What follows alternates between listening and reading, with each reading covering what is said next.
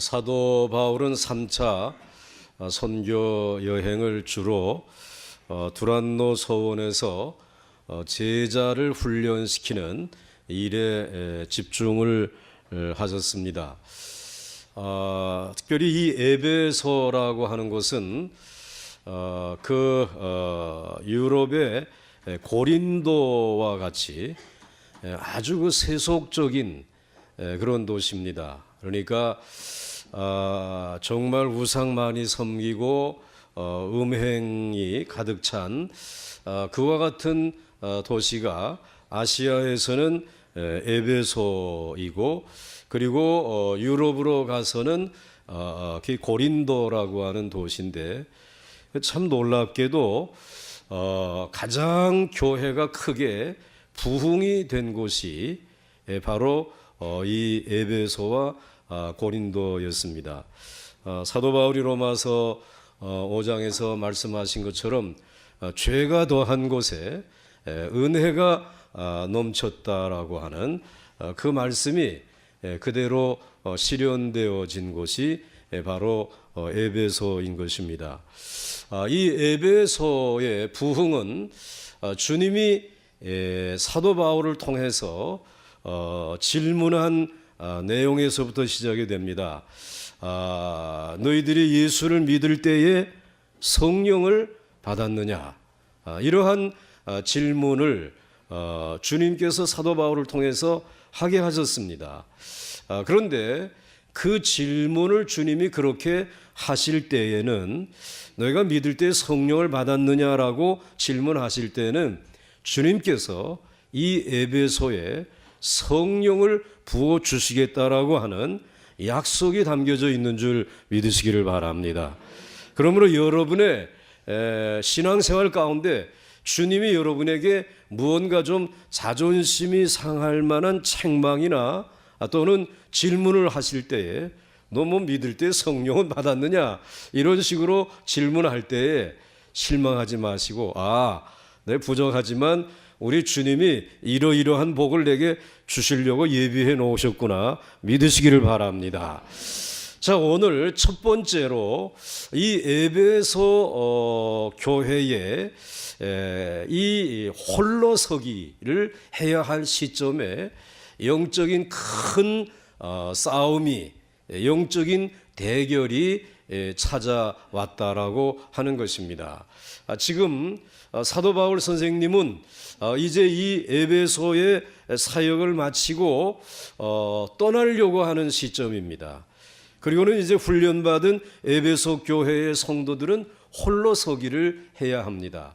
그런데 이러한 중요한 시점을 이 악한 사단의 세력은 다 보고 있으면서 그 시점을 기해 가지고 영적인 강력한 도전을 해온 그 내용이 이제 본문에 기록되어져 있습니다. 특별히 이 에베소에서 사도 바울은 2년 동안 열심히 제자를 훈련시키고 성경을 가르쳤습니다. 이제 그리고 또 많은 능력이 나타났습니다. 그 사도 바울의 손수건이나 또는 앞치마를 병든 사람 또는 귀신 들린 사람에게 갖다 얹게 되면 병도 낫고 귀신도 쫓겨나가는 놀라운 능력이 일어났습니다. 그런 능력이 일어날 뿐만 아니라 그동안에 거짓으로 마술을 행하면서 에베소에 있는 수많은 사람들을 속였던 이들이 다 회개하고, 그리고는 와서 자복하면서 이 그동안에 우리들이 보고 그리고 활용했던 이 마술을 부리는 이 책들을 다 불태워버리기를 원합니다. 그리고는 그 책을 불살라버리는 이런 놀라운 영적인 대변혁의 역사가 에베소에서 일어난 것입니다. 그런데 이와 같이 에베소에서 하나님의 놀라운 부흥의 역사가 일어났지만, 또 한편으로는 엄청난 사탄의 반격도 나타나게 되었다라고 하는 것입니다. 특히 에베소는 아데미 신의 거대한 신전이 있었습니다. 그리고 이 아데미 신은 이 에베소의 수호신으로 섬기는 그런 신입니다. 여러분, 이제 그러한 이 에베소 아데미 신을 섬기는 이들이 그래서 아시아 전역에 많이 흩어져 있었습니다. 여러분, 우리가 알아야 할 것은 어느 지역에 큰 절이나 또 우상의 신전이 있고 또 많은 승려나 신자들이 있을 때는 이것이 그냥 이루어지는 것이 아니고 그 뒤에 수많은 악령들이 세력이 있다라고 하는 사실을 우리는 알아야 합니다. 물론 우리는 눈에 보이지 않는 귀신이나 악령에 대하여 불필요한 두려움을 가질 필요는 없습니다. 우상 숭배가 심한 도시나 지역에는 무시할 수 없는 사탄의 세력이 존재하고 있다는 사실을 우리는 인정해야 한다는 말입니다. 그래서 어떤 지역에서는 아무리 전도를 하고 애를 써도 전도가 안 되는 지역이 있습니다. 그리고 그 지역에 사는 사람들 이유를 알 수 없는 어떤 정신착란이라든지 또는 여러 가지 더러운 그런 사건들이 일어나는 것을 우리들이 볼 수가 있습니다. 에베소는 많은 곳에 아데미 여신의 지부를 둘 정도로 강력한 사탄의 본부가 있는 곳입니다. 그런데 사도 바울이 두란노에서 2년 동안 성경을 가르치고 하나님의 말씀을 가르치고 제자들을 길러내는 동안, 기적을 행하는 동안에는 이 더러운 귀신들이 꼼짝하지 못했습니다. 가만히 있던 사단의 세력이 2년이 지나고 사도 바울이 떠나려고 한대 라고 하니까 이 귀신들이 귀신같이 알고 그리고는 이제 발광을 하기 시작한 것입니다. 21절에 이 일이 있은 후에 바울이 마게도냐와 아가야를 거쳐 예루살렘에 가기로 작정하여 이르되 내가 거기 갔다가 후에 로마도 보아야 하리라 하고, 여기에서 마게도냐로 사도 바울이 가겠다. 이것은 2차 선교 여행의 제일 첫 번째 방문한 곳이 마게도냐, 그리고 그 빌립보라고 하는 도시입니다. 그래서 이 빌립보와 그리고 또 데살로니가 이 지역은 다 마게도냐 지역입니다. 거기서 교회를 세우고 복음 전한 다음에는 아가야 지역으로 옮겨가는데 거기에 중심은 고린도라고 하는 도시입니다. 그래서 이제 그곳에 가서 다시 교회들을 돌아보고 양육을 하고 이제는 내가 예루살렘으로 올라갔다가 그리고 예루살렘에 있는 사도들을 만나 뵙고 그리고는 로마로 내가 갈 계획이다. 로마도 가서 보고 복음을 전해야 되겠다. 이러한 계획을 가지고 있었습니다. 그래서 오늘 먼저 자기의 제자들은 자 마게도냐로 먼저 너희들 건너가라. 그래서 22절 말씀에 보시게 되면 자기를 돕는 사람 중에서 디모데와 에라스도 두 사람을 어디로 보내고 마게도냐로 보내고 자기는 아시아에 즉 이 에베소에 얼마 동안 더 있으니라 하였습니다. 그런데 바로 이러한 전환기 그리고 어수선한 틈을 타서 사탄의 세력이 폭발을 한 것입니다. 이것은 마치 사나운 미친 개가 사람들에게 덤벼들려고 몸부림치는데 줄에 묶여서 꼼짝을 못하고 있다가 드디어 묶였던 줄이 끊어지게 되자 날뛰는 것과 같습니다. 그동안 사단의 세력은 호시탐탐 사도 바울이 말씀으로 훈련시키고 기적을 행할 때에 약간씩 방해꾼으로 등장은 했지만 바울이 에베소에 있는 동안 그렇게 크게 득세하지는 못했습니다. 그 이유는 성령께서 사탄의 영들의 목을 밟고 계셨기 때문입니다. 그런데 에베소에 충분히 하나님의 말씀이 전파되었고, 그래서 이젠 교인들이 어느 정도 성장했습니다. 홀로 설 수 있는 그러한 위치에까지 이르게 되었을 때 성령께서 그동안에 밟고 있었던 이 사단의 목을 잠깐 놓아준 것입니다. 그러자 바로 악령들은 소리를 지르면서 날뛰기 시작한 것입니다. 여러분, 신앙이 어렸을 때는 그저 이런 영적인 큰 싸움은 없습니다. 그런데 아직 신앙을 이제 지도하는 이들의 날개 아래에 있을 때는 별로 영적인 이런 싸움은 없지만, 그러나 어느 정도 성장을 하고 이제는 홀로 서서 신앙생활을 할 만큼 자랐다라고 하게 되면 그때 이 영적인 도전이 찾아오게 된다라는 것입니다. 이건 기필코 싸워서 이겨야 될 싸움인데, 그래서 그동안 우리 주위에 있으면서 잠잠하던 사람이 가만히 있다가 갑자기 날뛰면서 어렵게 하는 거예요. 그동안 뭐 교회 간다 그래도 뭐 그래 갔다 와 모르더니 어느 날부터는 갑자기 이제는 막 반대를 하기도 하고 예상치 못했던 경제적인 어려움이 오기도 합니다. 그때 바로 영적인 지금 도전이 시작된 것입니다. 그때에 그 배후에서 그 사람을 그렇게 만드는 사탄의 세력이 있다는 것을 우리는 알아차려야 합니다. 사탄이 전쟁을 선포하고 싸움을 걸어오는구나 라고 생각해야 합니다. 물론 성령이 지켜보고 계십니다. 여러분이 혹은 넉넉히 이제 설 수 있도록 강력하게 삶의 현장에서 훈련이 되어져 있기 때문에 두려워할 것은 없습니다. 그래도 긴장하고 성령께서 잠시 이 사단을 놓았다가 묶었다가 놓아줄 때에, 그때에 정신 차리고 이 사단의 정체를 바로 알고 나사렛 예수의 이름으로 물리치며 승리할 수 있기를 주의 이름으로 축원합니다.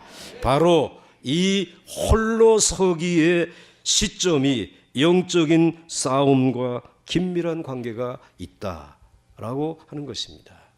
그래서 여러분들 어떤 영적인 지금 시련과 싸움이 있다라고 하게 되면, 하나님이 나를 신앙적으로 홀로 세우기 위해서 하나님이 주신 기회구나.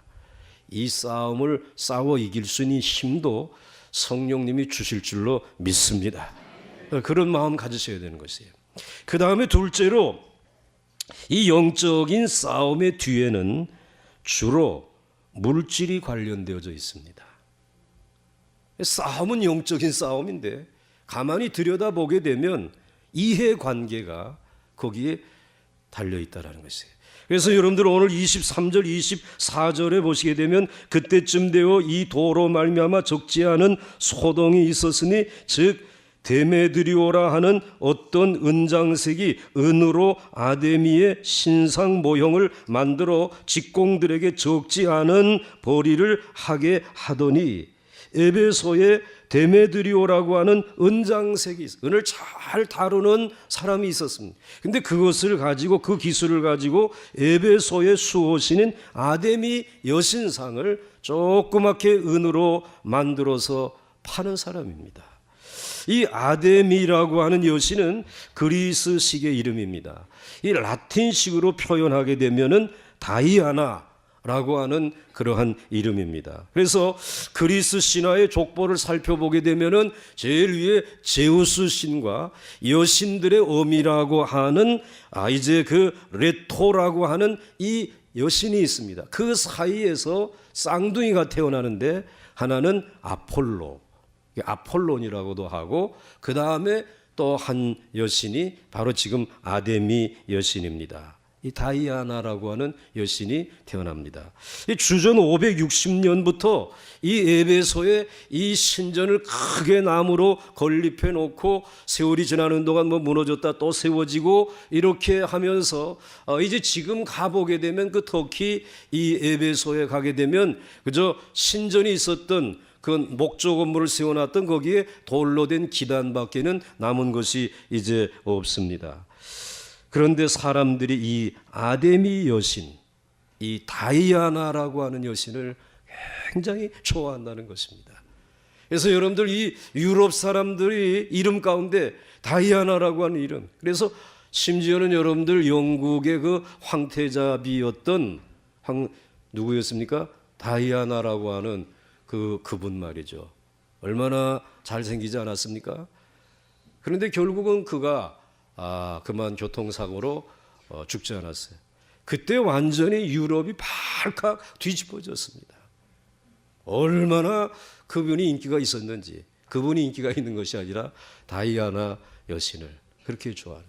노래도 여러분 뭐 다이아나 그러면서 말이지 이렇게 불러들 되지 않습니까? 그렇게 인기 있는 그와 같은 신입니다. 그래서 이 조그맣게 이제 모형을 은으로 만드는 거예요. 그래가지고는 이 아데미 신전에 나와가지고 에베소와 그 근방에 있던 사람들이 와가지고는 제사를 드리고 그리고 제물을 바치고 난 다음에 가면서 그냥 가는 것이 아니라 그 은으로 만든 그러한 이제 은장색이 만든 모형을 그 신전 앞에 많은 가게들이 있는데 거기서 파는데 이게 날개 돋친 듯이 팔리는 것입니다. 그리 얼마나 많은 돈을 벌지 않았겠습니까? 그런데 에베소에 누가 오면서부터, 사도 바울이 오면서부터 성령의 바람을 일으키니까 우상을 파는 사업에 치명적인 타격을 입은 것입니다. 이 아데미 우상을 만들어 팔던 장사들이 문을 닫게 되었습니다. 사람마다 하나님을 믿고 우상을 버릴 정도로 큰 변화가 일어났고 심지어는 마술사들이 마술책을 다 불태울 정도였으니까 우상 이 장사의 가게들 문이 거의 다 닫혀질 수밖에 없었던 것입니다. 여러분, 사실 어떤 지역이나 도시에 강력한 복음의 선포가 있고 부흥의 역사가 일어나면 가장 먼저 타격을 받는 곳이 술집입니다. 그리고 점을 치는 이와 같은 우상을 섬기는 곳입니다. 이러한 상황에서 데메드리오 역시 2년 동안이나 우상 장사가 잘 되지 않아서 고심하다가 사도 바울이 에베소를 떠난대 라고 하는 정보를 듣게 되었을 때, 야, 이제야말로 우리의 기회가 왔다. 그리고는 이제 사람들에게 나타나가지고 선동을 하기 시작하는 것입니다. 에베소 도시 전체를 떠들썩하게 하는 대소동이 거기에서부터 시작이 된 것입니다. 먼저 은장색 데메드리오는 그럴듯한 말로 사람들을 충동질하기 시작했습니다. 25절부터 27절에 그가 그 직공들과 그러한 영업하는 자들을 모아 이르되 여러분도 알거니와 우리의 풍족한 생활이 이 생업에 있는데, 이 바울이 에베소뿐 아니라 거의 전 아시아를 통하여 수많은 사람을 권유하여 말하되 사람의 손으로 만든 것들은 신이 아니다 하니 맞습니까? 틀립니까? 다 맞죠. 사람의 손으로 자기네들이 만든 거 이거 신이 아니다 말이야. 사도 바울이 그렇게 가르치니까 이거 맞는 말을 했는데, 이는 그대들도 보고 들은 것이라. 우리의 이 영업이 천하여질 이 위험이 있을 뿐 아니라 큰 여신 아데미의 신전도 무시당하게 되고 온 아시아의 천하가 이제 위하는 그의 위협도 이제는 떨어질까 하노라. 사실은 돈 걱정하면서 사업 걱정하면서 아데미 여신의 위신이 땅에 떨어질 위기에 처해 있다. 아주 뭐 종교적인 이슈를, 영적인 이슈를 내거는 것입니다. 우리는 이 데메드리오의 말을 들어보면 사도 바울이 가르치는 말씀이 얼마나 우상 숭배자들을 화나게 했으면 그들의 부의 근거를 얼마나 철저하게 무너뜨렸는지를 알 수가 있습니다. 하나님의 말씀이 증거되는 곳에는 일체의 미신이나 미신으로 돈을 버는 것이 있을 수가 없습니다. 그러나 데메드리오는 자신의 욕심을 그럴듯한 아데미 여신의 위엄과 명성을 가지고 포장을 해서 사람을 선동질한 것입니다. 그런데 이 말을 듣자 사람들은 마치 물이 끓어오르듯이 흥분을 해서 소리를 지르기 시작합니다. 28절과 29절에 그들이 이 말을 듣고 분노가 가득하여 외쳐 이르되 크다 에베소 사람의 아데미요 하니 온 시내가 요란하여 바울과 같이 다니는 마게도냐 사람 가이오와 아리스다고를 붙들어 일제히 연극장으로 달려 들어가는지라 하였습니다. 사랑하는 성도 여러분, 하나님의 사람들이 영적인 전환점에 서서 홀로 서기를 할 때에 사탄이 공격해 온다는 사실을 여기서 분명히 확인할 수 있습니다. 그런데 그 공격의 이유가 자신들의 이익이 끊어졌다고 여길 때에 달려들고 그리고 폭발합니다. 결국은 돈 문제입니다. 자신들의 입지 때문에 그렇습니다. 이해관계에 달려있는 것입니다. 자신들의 경제적인 영토를 건들지 아니하면은 공생 또는 공존을 용납할 것입니다. 그러나 자신들의 수입원이 끊긴다면 어떤 이유에서건 참지 않고 수단과 방법을 가리지 않고 공격해 옵니다. 영적인 싸움 뒤에는 늘 자신들의 이해관계가 있다라는 것입니다. 교회에서나 또는 어디에서 굉장히 신앙적인 이야기하는 것 같은데 가만히 들춰보게 되면 자신들의 이해관계입니다. 돈 문제인 것입니다. 여러분, 사실 에베소의 하나님의 말씀이 사도 바울에 의해서 전해질 때에 아데미 신을 믿는 이들에게 몇 가지 확인된 것들이 있었습니다. 매우 중요한 것입니다. 첫째는 하나님의 말씀에는 절대성이 있다. 하나님의 말씀은 1.1핵이라도 변화되지 아니하는 절대적인 진리인 줄 믿으시기 바랍니다. 절대적이고 참다운 진리라고 하는 사실이 이 사도 바울에 의해서 가르쳐졌습니다. 그러나 자신들이 믿는 아데미 신은 상대적인 우상입니다. 손으로 그저 만든, 그리고 신화에 불과한 것입니다. 그러므로 우상의 가르침 안에는, 점쟁이들의 가르침 안에는 절대성이 없습니다. 갈 때마다 달라진다 이 말입니다. 그러나 하나님의 말씀은 언제든지 동일합니다. 절대성이 있다라는 말입니다. 그 다음에 두 번째로는 하나님의 말씀에는 생명력이 있었습니다. 그래서 정말 병든 사람을 고쳐내고 귀신, 더러운 악귀를 내어 쫓아버리고, 그리고 정말 거짓말하면서 남을 속이며 흉내내던 사람들에게 그것은 옳지 않다라고 하는 사실을 깨닫게 해가지고 저들로 하여금 새로운 삶을 시작할 수 있도록 그렇게 중요하게 여기던 자신들의 가보와 같은 책들을 불태워버리면서 새로운 삶을 출발할 수 있는 생명력이 있습니다. 이 하나님의 말씀의 능력입니다. 그러나 우상의 가르침에는 이런 생명력이 없다라는 것입니다. 그냥 계속해서 시간과 돈을 빼앗아갈 뿐이지 우리의 생명을 윤택하게 할 만한 능력이, 우리의 생명을 평안케 할 수 있는 하늘의 평안을 줄 수 없는 것입니다. 그 다음에 세 번째로 하나님의 말씀을 믿는 사람들에게는 도덕성이 있습니다. 양심이 있습니다. 그래서 정말 거짓말하고 흉내내던 사람들이 하나님의 말씀을 만나게 되니까 이거 우리가 그동안에 거짓말했습니다. 흉내냈습니다. 그러면서 이 책들을 다 가지고 오고 그리고 그 우상들을 가지고 와서 다 불태워버리지 않았습니까? 하나님의 말씀 앞에서 도덕적인 관념이 회복이 되어지게 되고 양심이 다시 새롭게 태어난다는 말이죠.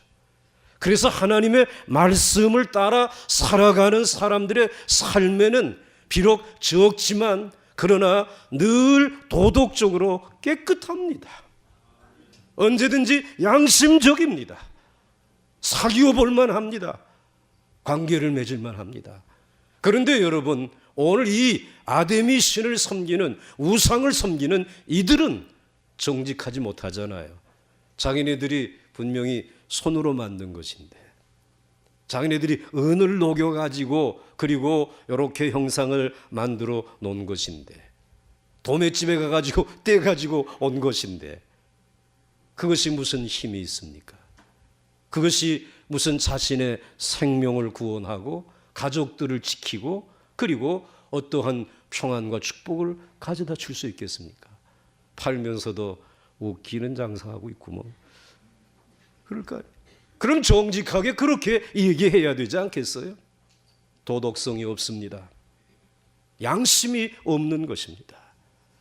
하나님의 말씀이 에베소에 들어오면서 하나님의 말씀에는 절대적인 절대성이 있다고 하는 것, 그 하나님의 말씀은 사람의 생명을 구원하는 생명력이 있다라고 하는 사실, 그리고 하나님의 말씀을 따라 살아가는 사람들의 삶에는 빛과 소금과 같이 살아가는 양심과 도덕성이 있다라고 하는 사실이 에베소를 통해서, 바울을 통해서 알려진 것입니다.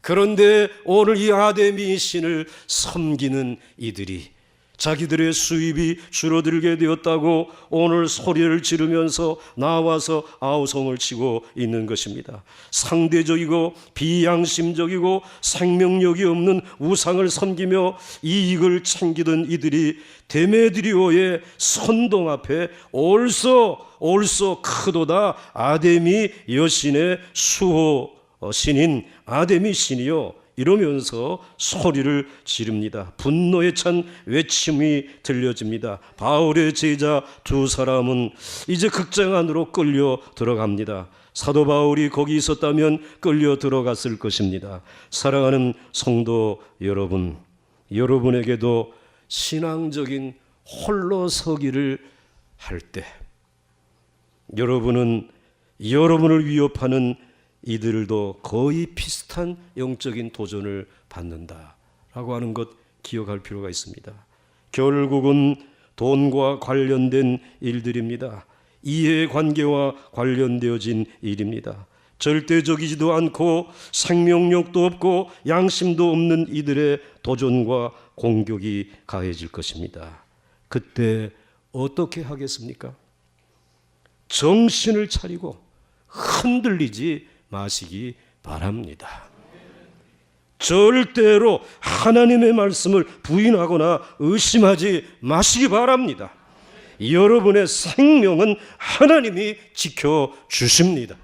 하나님이 여러분에게 맡겨주신 여러분의 재산도 우리 하나님이 지켜주실 줄 믿으시기 바랍니다. 도덕적인 양심이 없이 혹시라도 얻은 물질들 그리고 얻은 그 세상의 출세의 자리들 조금만 지나가게 되면 그것은 다 안개와 같이 먼지와 같이 사라져버리고 말 것입니다. 그러나 하나님으로 말미암아 얻은 은혜와 축복은 영원한 줄 믿으시길 바랍니다. 여러분의 삶 속에 이와 같은 승리의 역사들이 있기를 주의 이름으로 축원합니다. 영적인 싸움의 배후에는 늘 물질이 연관되어져 있다는 거예요. 그 다음 마지막으로 영적인 싸움은 하나님이 도우셔서 모든 것이 합력하여 선을 이루게 해주시는 줄 믿으시기 바랍니다.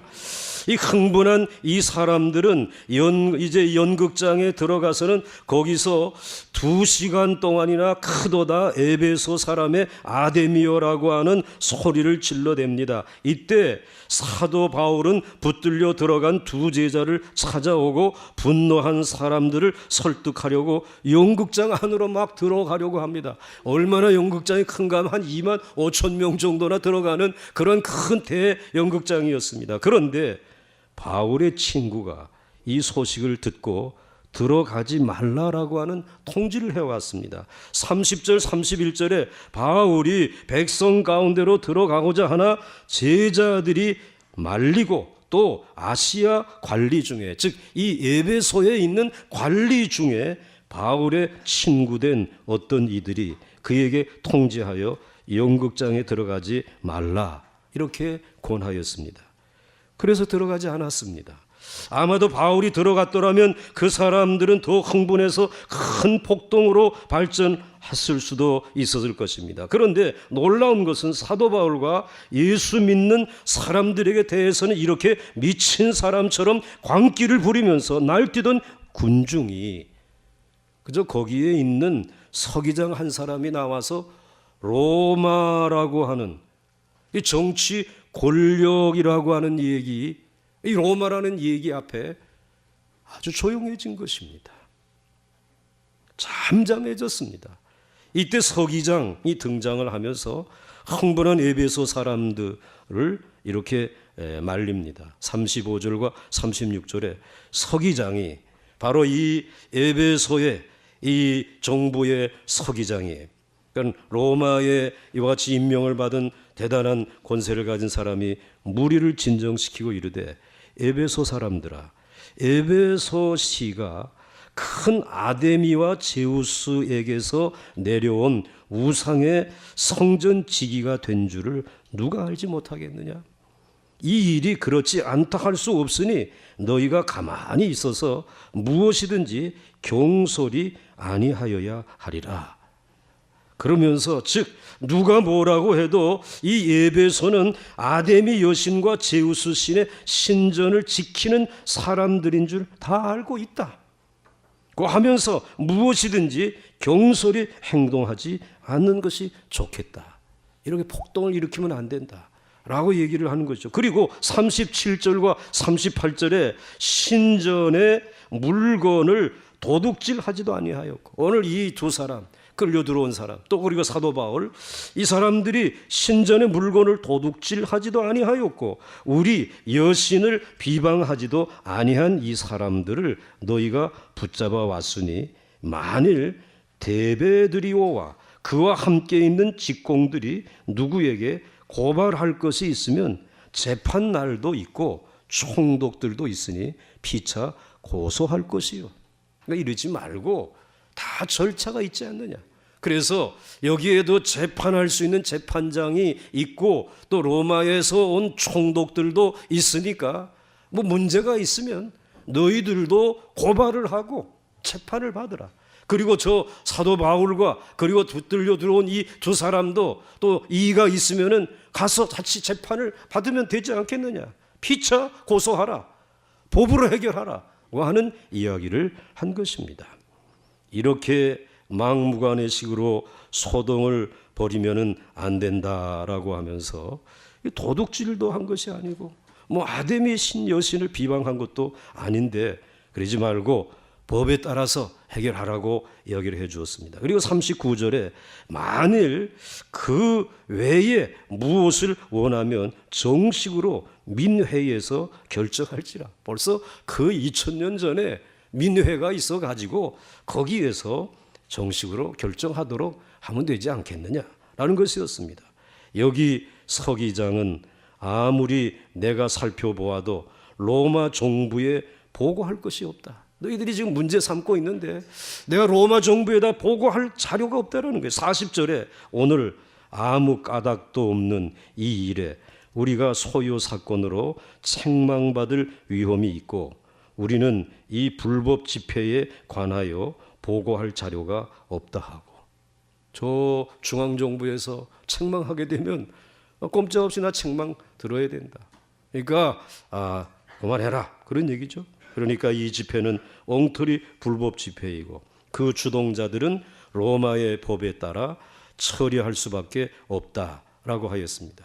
그러니까 사람들이 겁을 집어먹고 그리고는 슬금슬금 집으로 돌아가 버렸습니다. 41절에 이에 그 모임을 흩어지게 하니라. 뭐 하나님이 그 특별한 방법도 쓰지 않았습니다. 다 흩어졌습니다. 그저 로마라고 하는 말 한마디, 총독이라고 하는 말 한마디, 그저 법이라고 하는 말 한마디에 그들의 소동은 끝이 나 버렸습니다. 사랑하는 성도 여러분, 그러니까 우리가 여기서 깨닫는 것이 하나 있습니다. 악령에 미쳐서 날뛰는 사람은 자극할 필요가 없습니다. 일단 위에서 기도하면서 한편으로는 달래면서 다른 한편으로는 강력한 법규를 무기로 대적해야 된다는 것입니다. 오늘 그렇게 해결했습니다. 그래서 라인홀드 니버라고 하는 유명한 석학이 도덕적 인간과 비도덕적 사회라고 하는 책에서 사람은 인간 집단의 비도덕성을 말하면서 불순종하는 자에게 법을 엄격하게 집행할 필요가 있다라고 하는 것입니다. 이 인간들이 정말 불법과 그리고 비도덕적인 말을 하고 불순종하는 사람이 있을 때는 정말 도덕적인 사회를 만들려고 하게 된 법을 엄격하게 적용할 필요가 있다라고 얘기를 했어요. 우리나라 시위대가 외국에 가서 시위를 할 때는 절대로 법을 어기지 않습니다. 왜냐하면 그곳의 경찰은 법을 어기는 즉시 가차없이 처벌을 해버리기 때문입니다. 그런데 우리나라에서 시위를 하게 되면 경찰이 사정을 해도 안하무인이에요. 경찰들은 그 법을 가지고 집행을 하면 될 터인데 너 눈치 보느라고 이것도 되지 않고 저것도 되지 않는 혼란의 연속을 우리는 가슴 아파하고 있습니다. 여러분, 정말 하나님의 말씀 위에 바로 서게 되면 사회의 질서도 바로 서게 되는 줄 믿으시기 바랍니다. 정말 정직하고 양심 있는 이들에 의해서 이 세상은 새롭게 바뀌어지는 하나님이 통치하는 하나님의 나라가 될 줄로 믿습니다. 우선 본문에 중요한 것은 눈에 보이지 않는 영적인 전쟁이지만 겉으로 드러난 것은 엄격한 법에 적용하자. 흥분했던 군중들이 꼬리를 슬슬 내리고 집으로 돌아가 버렸습니다. 하나님은 사도 바울이 로마 시민권을 가진 자로서 법적인 보호를 받도록 섭리하시고 역사하여 주신 줄 믿습니다. 이제 오늘 마무리하면서 말씀을 정리해 보십시다. 사실 사도 바울은 이미 에베소를 떠나 다시 유럽으로 건너가서 고린도나 마게도냐에 있는 형제들을 돌아보고 예루살렘으로 갈 새로운 계획을 가지고 있었습니다. 그런데 큰 소동이 벌어졌습니다. 그렇지만 에베소에서의 이 만난 이 소동이 바울의 출발을 더 분명하게 만들었습니다. 이제 여기에 내가 계속 남아있을 것이 아니라 이제 이들이 정말 홀로 서기를 해야 할 입장에 되었고 그런 시점이 되었기 때문에 내가 여기에 머물러서 어린아이와 같은 신자들을 만들 것이 아니라 내가 이들을 떠나는 것이 하나님의 더 큰 능력을 이들이 체험하며 자라나게 될 줄로 믿습니다. 이런 마음을 가지고 그는 여기에 더 이상 머물지 않습니다. 부흥을 막으려는 사단의 계계와 술수에도 불구하고 에베소 교회는 지난 2년 동안 말씀의 씨가 뿌려졌고 지금은 충분히 자라서 이미 홀로 설 준비가 되어 있었음을 확인했습니다. 이제 사도 바울은 에베소 교회를 후임자에게 물려주고 자신은 다른 일을 위하여 떠나야만 하는 찰나에 서 있습니다.